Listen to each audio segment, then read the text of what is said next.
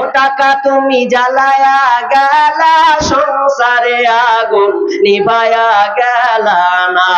ও টাকা তুমি জ্বালায়া গেলা, সংসারে আগুন নিভায়া গেলা না।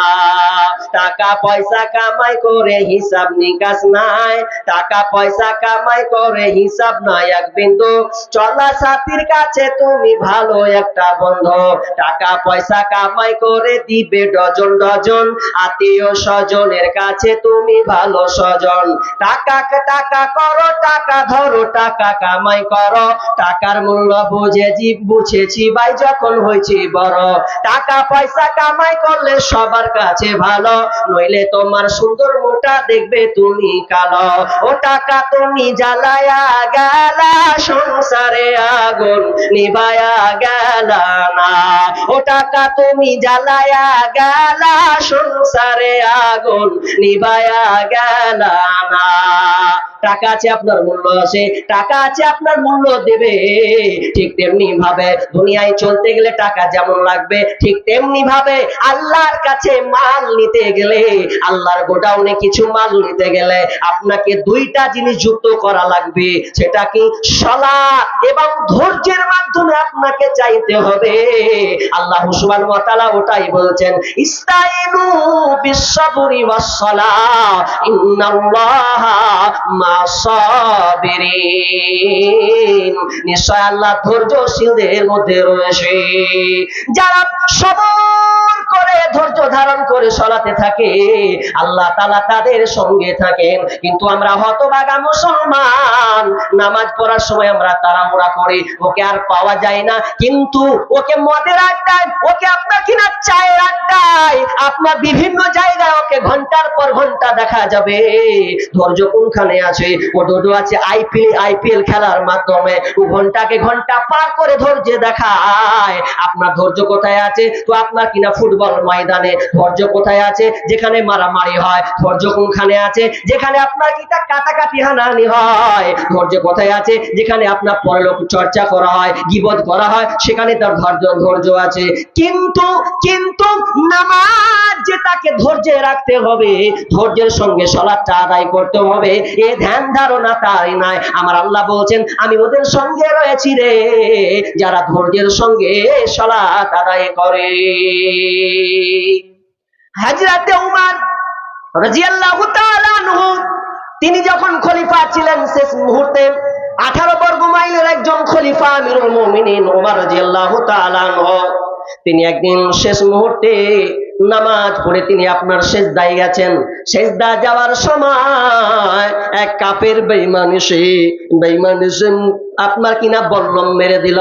বল্লম যখন মেরে দেওয়া, বল্লম যেমনই মেরেছেন, আপনার আমিরুল মুমিনিন উমর আপনার কিনা সেজদারত অবস্থায় আছে, পেছন থেকে টার্গেট করে আবার উমর রাদিয়াল্লাহু তাআলা আনহুর পেছন থেকে যখন বল্লম মারা হলো, আর বল্লম মারার পর তখন তিনি বেহুশ হয়ে গেলেন, হুঁশটা তার হারিয়ে গেল। রক্ত আপনার গলগল গলগল করে এমন ভাবে বন্যা বয়ে গেল, চারিদিকে রক্ত আর রক্ত। আর সালাত অবস্থায় তিনি বেহুশ হয়ে গেলেন, পুরোটা অজ্ঞান হয়ে গেলেন, আর তার হুঁশ নাই। কিছুক্ষণ পর আমিরুল মুমিনিন উমর রাদিয়াল্লাহু তাআলা আনহু যখন আপনার কিনা হুঁশ ফিরেছে, জ্ঞান ফিরেছে, বেহুশতে হুঁশ ফিরেছে, তখন তিনি প্রথমেই একটা জবান দিয়ে একটা কথা বললেন, ও আমার সাহাবীরা, ও আমার সঙ্গী সাথীরা, বলো বলো বলো, আমি যে নামাজটা পড়ছিলাম, ওই নামাজটা আবার কমপ্লিট হয়েছিল কিনা?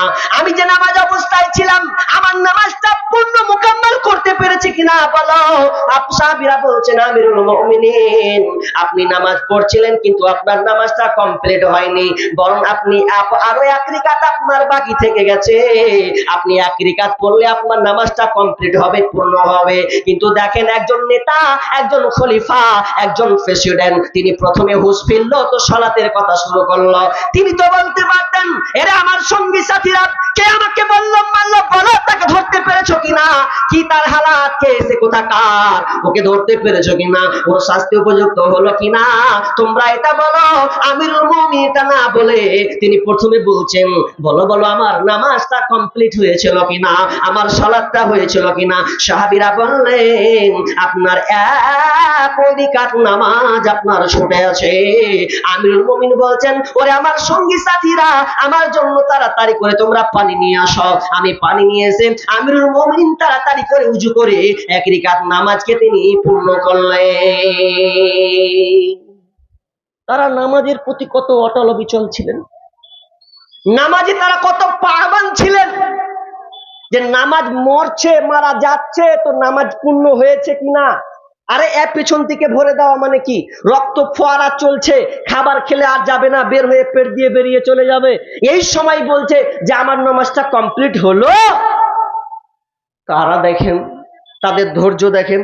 আর আমাদের ধৈর্য বেলে 10 মিনিট যদি ইমাম 1 মিনিট করছে, তাছাড়া মানে সালামটা ফিরাও, আর বসে থাকতে ইচ্ছে করে না, আর মনোযোগ নাই। আর কি করছে সালা, কার পাল্লাই পড়বে, শেষে যদি একটু ঢেরে বলবো তো এখন সালাম ফিরাতে হবে, না ফিরলে আর করবে, মানে একবার অন্য দিয়ে কাজ হয় না।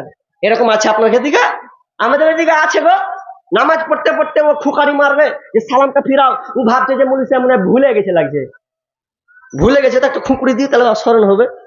মানে নামাজ সালাতটাকে ঠিক মতন পড়ার একটা কৌশল, ওখানেও শয়তান হাজির হয়ে গেছে গো। তো নামাজ ওইভাবে পড়লে হবে না। তো আল্লাহ বলছেন, তোমরা আমার কাছে চাইবে, ধৈর্যের সঙ্গে তোমরা আমার কাছে চাও, নামাজটাকে ধৈর্যের সঙ্গে তোমরা আদায় করো, তাহলে আমি আল্লাহ আমার কাছে যে ধনভাণ্ডার মাল আছে, আমি আল্লাহ তুমি যেটা চাইবে আমি আল্লাহ ওটাই তোমাকে ফিরিয়ে দেব। আল্লাহ বলছেন, বিষ্ণু বলছেন, যদি তোমরা আল্লাহর কাছে ফিতা পর্যন্ত চাওয়ার প্রয়োজন হয়, তুমি আল্লাহর কাছে ফিতাটাও চাও। আরে তোমার লবণের দরকার আছে, লবণটাও তুমি আল্লাহর কাছে চাও, কিন্তু চাইলে তো তোমাকে ধৈর্যের সঙ্গে চাইতে হবে। তাহলে আল্লাহ কাদের সঙ্গে থাকবে? যারা ধৈর্যশীল তাদের সঙ্গে থাকবে। এবার চলেন আমি পরস্পর আয়াতটা তর্জমা করে ব্যাখ্যা করি। প্রথমে আল্লাহ এখানে সবরের কথা আনলেন। এবার আমার প্রশ্ন, সবরের কথা বলতে বলতে বলতে বলতে এক শ্রেণীর কথা আল্লাহ স্মরণ করিয়ে দিয়েছেন। ওরে আমার পৃথিবীর ইমানদারেরা, তোমরা শোনো শোনো, তোমরা একটা নজর দাও। আমি আলোচনা করছি মিডিলে তোমাকে একটা কথা স্মরণ করিয়ে দেওয়ার জন্য। তুমি যদি ধৈর্য না রাখতে পারো রে, তাহলে তুমি তাদের কথাটাকে একটু অনুসরণ করো। তারা কেমন সাহাবীরা কেমন ধৈর্য ধারণ করেছে, তারা কেমন কষ্ট করেছে, এটা তোমরা একটু নজর দাও, তাহলে তোমরা নিজেকে বুঝতে পারবে। আমার আল্লাহ বলছেন, ওয়ালা নাবলুওয়ান্নাকুম বিশাইইম মিনাল খাউফি ওয়াল জু'। আল্লাহ তাআলা বলছেন, ওয়ালা তাকতুলু লিমান ইউকতালু ফি সাবিলিল্লাহি আমওয়াত বাল আহইয়াউ ওয়ালাকিন লা তাশউরুন। আল্লাহ বলছেন, ওয়ালা তাকুলু লিমান ইউকতালু ফি সাবিলিল্লাহি আমওয়াত। খবরদার খবরদার, ওদেরকে তোমরা মারা গেছে, নিহত হয়েছে, এই কথা তোমরা বলো না। যারা আল্লাহর জন্য শহীদ হয়েছে, যারা আল্লাহর জন্য প্রাণ দিয়েছে, ওদেরকে তোমরা খবরদার মৃত বলবে না। ওদের একটা নাম দিয়েছি, ওই নামটা তোমরা বলবে, সেটার নাম হচ্ছে শহীদ। যারা আল্লাহর জন্য কাজ করে মারা গিয়েছে, লড়াই করেছে, সংগ্রাম করেছে, তার জীবনটাকে বিলিয়ে দিয়েছে আল্লাহর জন্য, খবরদার ওদেরকে তোমরা মৃত্যু হয়েছে, মরে গেছে, নিহত হয়েছে, এই কথা তোমরা বলো না, বরং তাদেরকে বলো ওরা জীবিত, ওরা শহীদ, ওরা জীবিত আছে। কিন্তু তোমরা ওটা বুঝতে পারবে না, ওটা আমি আল্লাহ আমার কন্ট্রোলে, ওটা আমার গায়েবী মদতে, ওটা আমার কাছে আছে, কিন্তু ওটা তোমরা বুঝতে পারবে না। আল্লাহ কেন বললেন? শহীদের কথা বলার কি প্রয়োজন ছিল গো? সরাসরি তা আল্লাহ বলতেন, ওয়ালা নাবলুওয়ান্নাকুম বিশাইইন মিনাল খাওফ বলতে পারতেন। তো ওটা না বলে প্রথমে বলছে, ওয়ালা তাকুলু লিমান ইউকতালু ফি সাবিলিল্লাহি আমওয়াত। আগে তোমরা শহীদ যারা হয়েছে, তার মানে ওরা যে শহীদ হয়েছে, ওদের যে কত ধৈর্য আছে, এই জিনিসটা তুমি আগে দেখো, শিখো, ইতিহাস জানো, ধৈর্যের ব্যাপারে তুমি জ্ঞান রাখো, তাহলে তুমি পাস হতে পারবে তারা কত দিনের জন্য ধৈর্য ধারণ করেছে। অনেক সাহাবীর নাম বলা যাবে। উহুদের ময়দানে 70 জন সাহাবী শহীদ হয়েছেন। তো ওদের লম্বা ঘটনা বলতে গেলে অনেক সময় লাগবে, তো ওগুলো আমি বলবো না। একটা আপনাকে আপনাকে কত সবর রাখতে হবে আপনার জ্ঞান চেতনা দেওয়ার জন্য আমি একটা এক্সাম্পল, একটা আপনাকে ঘটনা নিয়ে আসব। তার নাম হচ্ছেন হযরতে হানজালা রাদিয়াল্লাহু তাআলা আনহু। হানজালা কোথায় শহীদ হয়েছে? তো উহুদের মাঠে। হানজালা নতুন বিবাহ হবে, তো বিবাহ হবে আর ওই দিনই হচ্ছে উহুদের যুদ্ধ। উহুদের যুদ্ধ হবে, সবাইকে ডাক দিল, চলো উহুদের ময়দানে। কাফেররা, বেঈমানেরা ইসলামকে উৎখাত করার জন্য, ইসলামকে শেষ করে দেওয়ার জন্য তারা একটা চক্রান্ত লড়াই করার জন্য, একটা সংগ্রাম লড়াই করার জন্য তারা একটা সময় দিয়েছে। আজকে ওরা আমাদের সঙ্গে লড়বে, আমাদের ইসলামকে তারা মুছে দিবে। তো হানজালা বলছেন, ইয়া রাসূলুল্লাহ আমি তো যাই। আল্লাহ রাসূল বলছেন, হানজালা তুমি আজকে তোমার বিবাহ হলো আর আজকে তুমি যুদ্ধে যাবে, এটা হবে না। হানজালা তুমি বাড়ি যাও, তোমার স্ত্রীর হক তুমি আদায় করো। আজকে তোমার বাসর রাত, আজকে তোমার ফুলসজ্জার রাত, আজকে তুমি থাকবে বাড়িতে, তোমাকে আজকে যুদ্ধে যেতে হবে না, তুমি বাড়ি যাও। হানজালা, বিশ্বনবী বললেন যুদ্ধের মাঠে আর গেলেন না, একেবারে রওনা হলেন বাড়িতে। বাড়িতে গিয়ে এবার কি হচ্ছে দেখুন, কত কষ্ট, কত দুঃখ বেদনা তারা ইসলামের জন্য কি না তারা করেছে। কান্দিয়া ব্যাকুল ওরে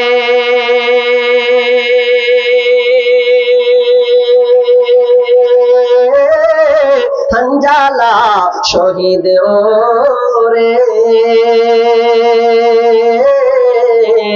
কলিজা ভেঙ্গেছে রে সেই জঙ্গে উহুদের।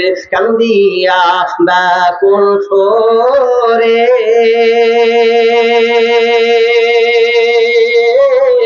হানজালা নামেতে, কলিজা ভেঙ্গেছে রে সেই জঙ্গে উহুদের।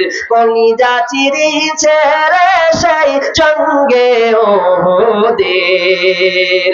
নবীরা সাহাবী ছিলেন,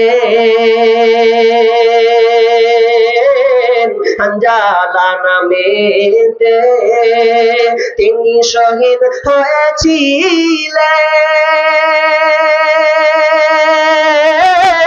বিবাহের রাত্রিতে সেই জঙ্গে উহুদের।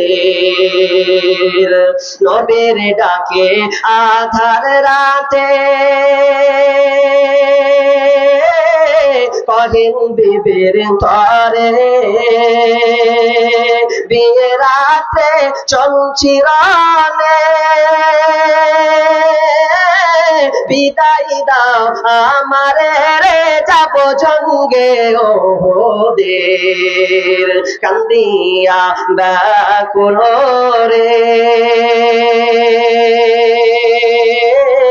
হানজালা শহীদ ওরে, কলিজা ভেঙ্গেছে রে সেই জঙ্গে উহুদের। কলিজা চিরিছে রে সেই জঙ্গে উহুদের। দোয়া করে বিবি বলে,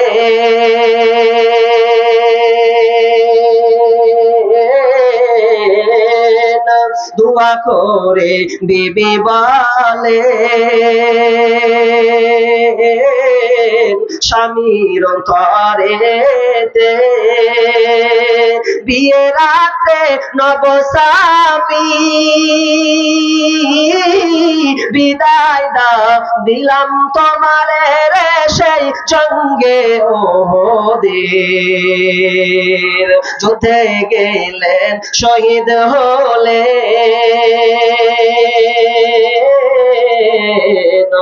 যুদ্ধ গেলেন শহীদ হলে, নাপাকের হালাতে নবী জেনে সাহাবাদের বলেন গোসল দিতে রে সেই জঙ্গে উহুদের। হঠাৎ নবী গাইবি খবর পেলেন শুনিতে, হঠাৎ গায়েব নবীজি খবর পেলেন শুনিতে, হানজালার গোসল হইছে ফেরেশতাদের হাতের সেই জান্নাতের পানিতে, কান্দিয়া ব্যাকুল রে হানজালা শহীদ ওরে, কলিজা ভেঙ্গেছে রে সেই জঙ্গে ওহুদের, কলিজা চিরিছে রে সেই জঙ্গে ওহুদের। মদিনার দূর থেকে কিছু দূরে ওহুদের ময়দান, সেই ওহুদের ময়দানে বিশ্বনবীরা গেছেন লড়াই করার জন্য। এখন বিবির সঙ্গে মিলন হবে, ফুল সজ্জার রাত, এমন সময় হঠাৎ কি যেন রে আওয়াজ চলে এলো, নবী নাই, নবী নাই, নবী নাই, নবী নাই, নবী শেষ হয়ে গেছে, নবী নিহত হয়েছে, মারা গেছে। আর এই কথাটা হানজালার কানে যেমন ঢুকেছে, আর আজকে তার বাসর রাত, বিবির সঙ্গে ভালো মন্দ কিছু আলাপ আলোচনা হবে, কথাবার্তা হবে। এমন সময় মিলন হওয়ার পরে কিয়া নাপাক অবস্থায় তিনি শুনতে পেলেন, হানজালা শুনলেন বিশ্বনবী দুনিয়াতে নাই। এবার হানজালা আর থাকতে পারছেন না, নবী নাই, এটা আমি সহ্য করতে পারবো না। নাপাকের হালাতে তলোয়ার খানটা ধরে বাড়ি থেকে বের হয়ে যাচ্ছেন। বিবি বলছেন, স্বামী আমার, আপনি ভুলে যাবেন না আপনি এখন নাপাকের অবস্থায় আছেন, আপনাকে গোসল করে আপনাকে যেতে হবে। হানজালা বলছেন, বিবি রে, আমাকে আমার গোসল করার সময় নাই, আমি এখন আমাকে যেতে হবে ওহুদের প্রান্তরে। নবী নাকি নাই, আমি মানতে পারি না রে বিবি, আমাকে এখনই যেতে হবে ওহুদের ময়দানে, আমি এখন আর গোসল করব না। নাপাকের হালাতে তিনি ছুটলেন। এমন সময় ছুটতে ছুটতে ছুটতে ওহুদের ময়দানে যখন তিনি পৌঁছে গেলেন, ওহুদের মাঠে পৌঁছানোর পর তিনিও আল্লাহর জন্য শহীদ হয়ে গেলেন। আর শহীদ হওয়ার পর এবার নবী বিশ্বনবী খবর পেলেন 70 জন সাহাবী এই ওহুদের ময়দানে নিহত হয়েছে, শহীদ হয়েছে, তাদেরকে কাতাল করা হয়েছে, ওদেরকে দাফন করতে হবে। এমন সময় সেই মহিলা হানজালার বিবি দৌড়ে এসে ওহুদের ময়দানে এসে বলছেন, ইয়া রাসূলুল্লাহ, আমি আপনাকে